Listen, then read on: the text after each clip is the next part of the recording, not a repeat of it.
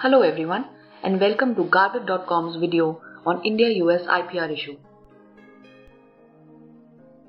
US corporates have raised concerns over India's intellectual property regime time and again. So we need to understand this issue and see where both sides stand on it. Okay, US has a special 301 report. So what it is prepared annually by the Office of the United States Trade Representative under the Section 301 of the Trade Act. Now, this identifies trade barriers to the US companies and products due to IP laws in other countries. So what this tries to see is that other countries might be having certain IP laws which in effect have a negative influence on the US companies. So they try to identify such countries and take action against them. Now currently India is on a priority watch list. So the priority watch list has also other countries like China, Pakistan and Indonesia, etc. But India, it was reviewed in 2014 whether India warrants a downgrade to priority foreign country. If that happens, that would allow the US to impose trade sanctions on us. So basically all the countries that would fall on the priority foreign country would mean that they are harming US company interests enough to warrant US to impose trade sanctions on those countries. The reasons that have been cited particularly for India are copyright and piracy, compulsory licensing of patents in India, data exclusivity, trademarks and counterfeiting. If you see the world map, currently only Ukraine is a priority foreign country. Rest in the red you can see all the priority watch list countries and you can see the large chunks of China, India, Pakistan, Russia, etc. Okay.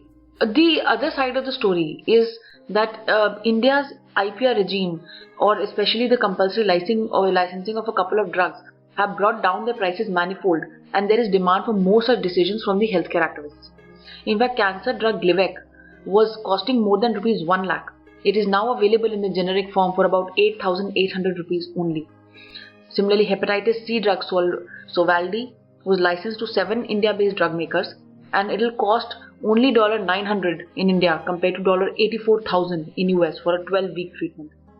What India is saying, or the traditional Indian stand, has been that India's IPR policy does not violate international conventions and it has instead helped greatly millions of people across the world who are in need for urgent, affordable and modern medical care. So US demands on the other side center around 3 basic things: data exclusivity, patent linkage and compulsory licensing. There is another video by Garbage.com which explains these terms in detail. So what is the latest that is happening on this? US trade officials claim that they have secured commitments from India on IPR, which means that US is now saying that India is towing the line on the IPR issue. US was invited to comment on the draft national IPR policy of India, and there have been signals that India would then see what it can do with it, which in effect means that India would be willing to accept a lot of recommendations that US were to comment on the national IPR policy. The draft IPR policy emphasizes patent monopolies as a key driver of innovation, when actually such claims have been refuted by numerous studies and experts. So basically the issue is that if India is accepting in its draft IPR policy that patent monopolies are the key driver of innovation, then India will have to, or it shows that India is going towards a stronger IPR regime, which is in line with the US thinking also. But there have been numerous studies which claim that it's not the patent monopolies which actually are the key to innovation. The key to innovation is actually competition, which is induced by having lower patent monopolies. So Indian Prime Minister Mr. Modi had spelled out India's readiness to accept suggestions made by a joint working group with US on IPR. Again, a signal which shows that India might be bowing down to US demands for changes in the IPR regime of India. So the concerns in India regarding the impending change in the IPR regime is that the health of the citizens will be put at risk by delaying access to low-cost generics.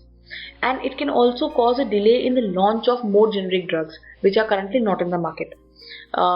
Indian pharma companies are centered a lot around providing generics to the developing markets, so Africa and other Asian countries. So if we tighten our IPR regimes, then it is going to harm the domestic pharma interest a lot. And also overall the problem is that there is no transparency in what has been agreed with the US. So nobody really knows whether we have given into the demands of US, what is the thinking. So there's a lot of black box thinking going on in India currently about this issue. So there is an independent view, Médecins Sans Frontières, that is Doctors Without Borders. This group has said that US pressure appears to have begun to influence Indian patent policy. Government is delaying the production of generic versions of a prohibitively priced cancer drug, and the new draft IP policy by India's IPR think tank is alarming. So this is an independent view. These people provide medical health care to poor people across the world.